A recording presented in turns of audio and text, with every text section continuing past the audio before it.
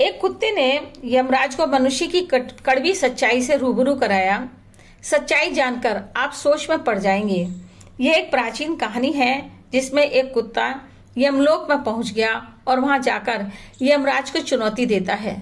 उस चुनौती में यमराज की कुत्ते से हार हो जाती है और फिर यमलोक के नियमों को बदलना पड़ता है।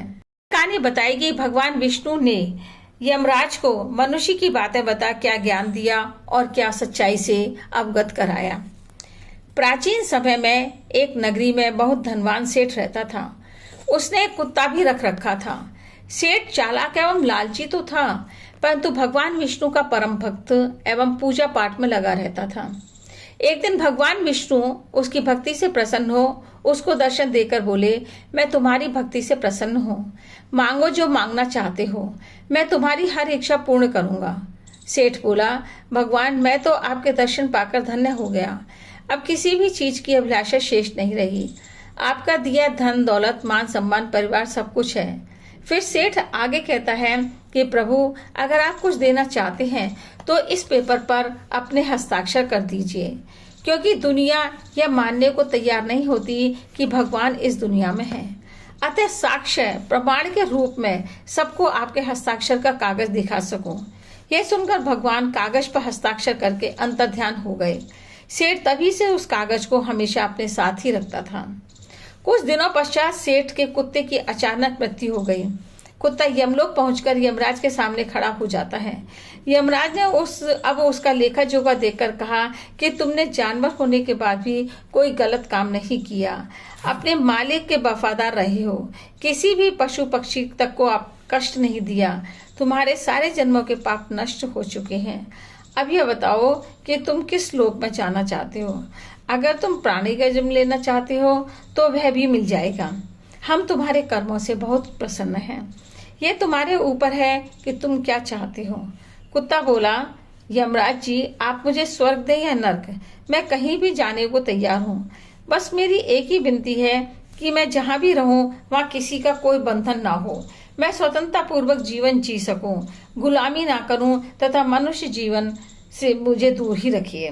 कुत्ते की बात सुनकर यमराज आश्चर्य में पड़ गए और सोचने लगे कि मनुष्य जीवन के लिए तो बड़े से बड़े देवता भी तरसते हैं, फिर कुत्ता मनुष्य जीवन लेने से क्यों घबरा रहा है। यमराज जब कुछ भी नहीं समझ पाए तब कुत्ते से बोले, तुम मानव जाति से इतनी अधिक घृणा क्यों करते हो। पृथ्वी पर तो मानव जीवन सर्वश्रेष्ठ माना जाता है और तुम हो कि मानव जीवन लेने से मना कर रहे हो।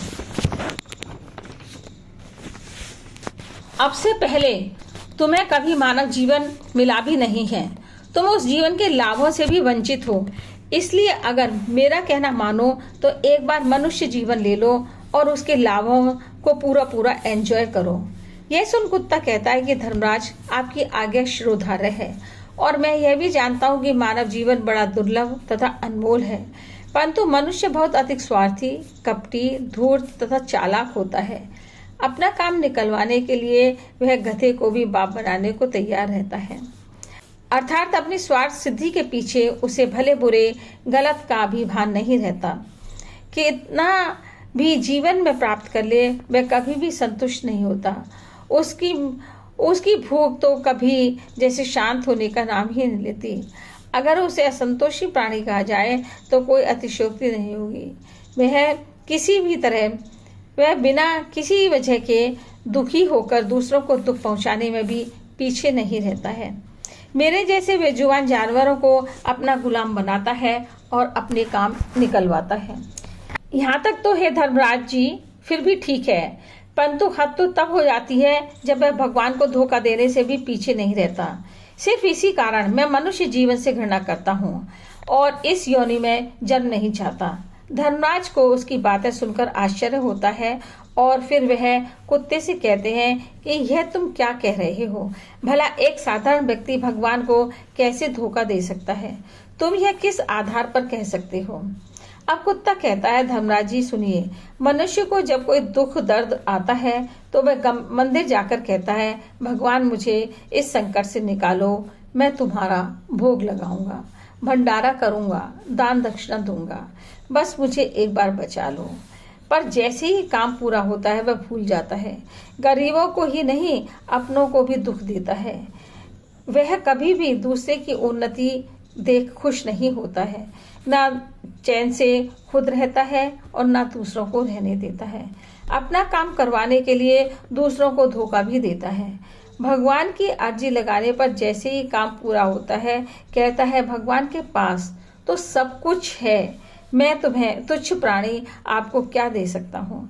यह कहकर पल्ला झाड़ लेता है। कुत्ता आगे कहता है, यमराज, मैं मानव के बुरे कर्मों का लेखा जोखा इस जन्म तो क्या कई जन्म लेकर भी नहीं गिना पाऊंगा। मनुष्य की चालाकी के आगे बड़े से बड़े देवता भी पराजित हो जाते हैं। कुत्ते की बात सुन धर्मराज कहते हैं कि यह माना कि मनुष्य बहुत ही चालाक एवं धूर्त होता है, लेकिन वह हम देवताओं से चालाकी नहीं कर सकता, मूर्ख नहीं बना सकता, क्योंकि जो भी जीव यहाँ आता है उसे हमारे द्वारा दंड दिया जाता है। उसने चाहे पृथ्वी पर कितनी भी चालाकी की हो, लेकिन मृत्यु के बाद मेरी ही शरण में आता है। सभी यहाँ आकर रो रो कर अपने बुरे कर्मों की माफी मांगते हैं, क्योंकि एक तो नरक में जाने का डर और दूसरा मेरा भयानक रूप उन्हें सताता है। इसलिए सभी मनुष्य मेरे कहे अनुसार कार्य करते हैं। फिर कुत्ता कहता है, हे यमराज, आपके पास जो भी व्यक्ति आता है वह मरा हुआ होता है। आप किसी जीवित प्राणी को यमलोक में लाकर देखिए, तभी एहसास होगा कि वह कितना खतरनाक प्राणी है। यह सुन यमराज को गुस्सा आता है और सोचने लगे कि यह कुत्ता तो हमें यहाँ आकर हमें ही पढ़ा रहा है, बेइज्जत कर रहा है। अब तो मुझे इस तुच्छ कुत्ते को अपनी शक्ति दिखानी ही पड़ेगी कि मनुष्य मेरे सामने कुछ भी औकात नहीं है। कुत्ते को अपनी शक्ति का एहसास कराने के लिए यमराज जी ने अपने 2 दूतों को पृथ्वी पर जाकर कुत्ते के मालिक को जीवित ही उठाकर लाने को कहा। फिर कुत्ते से बोले, हम देखते हैं कि वह हमारे सामने क्या चालाकी करता है। अगर तुम गलत निकले तो अनेकों वर्षों तक नरक की सजा भुगतनी पड़ेगी। लेकिन कुत्ते को अपने ऊपर विश्वास था कि एक जीवित प्राणी यहाँ आकर तहलका मचा देगा। यमदूत कुत्ते के मालिक को चारपाई के साथ ला रहे होते हैं, तभी वह सेठ उन दूतों से पूछता है कि क्या मैं मर चुका हूँ? दूतों ने कहा, नहीं। फिर सेठ पूछता है कि आप दोनों मुझे कहाँ ले जा रहे हैं और मैंने ऐसा क्या कर दिया जो जिंदा ही यमलोक ले जाया जा रहा है। यमदूत कुत्ते की कही हुई सारी बातें सेठ को बता देते हैं। इसलिए मनुष्य की सच्चाई को जानने के लिए तुम्हें जीवित यमलोक में बुलाया गया है। सेठ अब सब कुछ समझ गया और उसने तुरंत अपनी जेब से भगवान विष्णु के हस्ताक्षर वाला कागज निकाल उस पर कुछ लिखकर पुनः जेब में रख लेता है। यमराज सेठ को देखकर सोचता है कि यह मच्छर जैसा प्राणी हमारे सामने क्या चालाकी कर पाएगा। अब सेठ ने यमराज को हस्ताक्षर वाला कागज दिया। कागज पढ़ते ही यमराज अपने सिंहासन से खड़े हो जाते हैं और सेठ को उस पर बैठा देते हैं। यह देखकर यमराज के दूत सोचते हैं कि धर्मराज ये क्या कर रहे हैं, एक मानव को अपना सिंहासन दे दिया, जरूर है कोई बहुत बड़ा आदमी है। सेठ यमराज पुरी का राजा बन गया और यमराज जी उसका हुक्म मानने लगे। सेठ ने सिंहासन पर बैठते ही यमपुरी के सारे कानून बदल दिए और यमराज को यमपुरी का पहरेदार बना दिया। यह सब करने के बाद सेठ के मन में विचार आया कि जब मैं मरूंगा तो अपने बुरे कर्मों के कारण नरक में भेजा जाऊंगा। इसलिए सेठ ने नरक में पड़े सभी व्यक्तियों को स्वर्ग में भेजने का आदेश दिया तथा नरक के द्वार को हमेशा के लिए बंद करवा दिया तथा यह भी कहा कि आज के बाद किसी को भी नरक में नहीं डाला जाएगा। सेठ का यह आदेश सुन स्वर्ग में हलचल मच गई। सभी देवता हैरान थे, परंतु कुछ नहीं कह सकते थे, क्योंकि आदेश तो यमलोक के राजा का था। स्वर्गलोक का अनुशासन गड़बड़ाने लगा। स्वर्गलोक में जीवों की भीड़ बढ़ गई। दूसरी तरफ कुत्ता सोच रहा था कि यमराज को एक जीवित प्राणी यमलोक में लाना कितना महंगा पड़ा। कुत्ता यह सोचकर परेशान था कि सेठ ने ऐसा क्या किया है, इस रहस्य का पता लगाना पड़ेगा। कुत्ते ने सेठ के पास जाकर चिकनी चुपड़ी बात करते हुए कहा कि सेठ जी, आपने कौन सी लीला रची है जो सब कुछ बदल दिया। अब मैं राजा का सेवक बनकर कार्य करूंगा। सेठ धीरे से कुत्ते के कान के पास जाकर बोला, जब मुझे जिंदा ही यमलोक में ला रहे थे, यह मालूम हुआ तो मैंने भगवान विष्णु का हस्ताक्षर वाले कागज पर यह लिख दिया कि जिस जीवित व्यक्ति को यमराज यमलोक बुला रहे हैं उसे यमलोक का राजा बना दिया जाए। मेरे इस आदेश का पालन करना होगा। उस कागज को देखकर यमराज ने उसे भगवान विष्णु का आदेश मान लिया। विचार किए बिना मुझे यहाँ का राजा बना दिया। सेठ की बात सुन कुत्ता हंसा और सोचने लगा कि इंसानी दिमाग जहाँ भी रहेगा चालाकी दिखाई बिना नहीं मानेगा।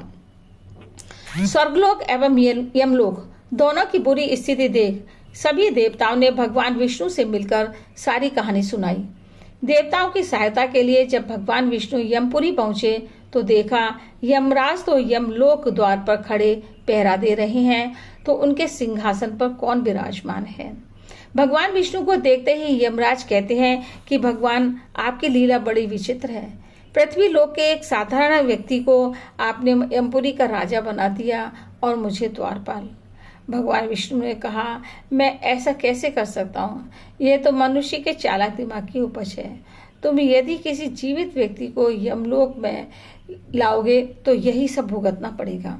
इसलिए तो मैंने यह नियम बनाया है कि मनुष्य की मृत्यु के पश्चात उसे यमलोक में लाया जाए, क्योंकि उसका क्रियाकर्म करने पर उसके शरीर के जलने के साथ साथ उसका स्वभाव एवं बुरे कर्म सभी नष्ट हो जाते हैं।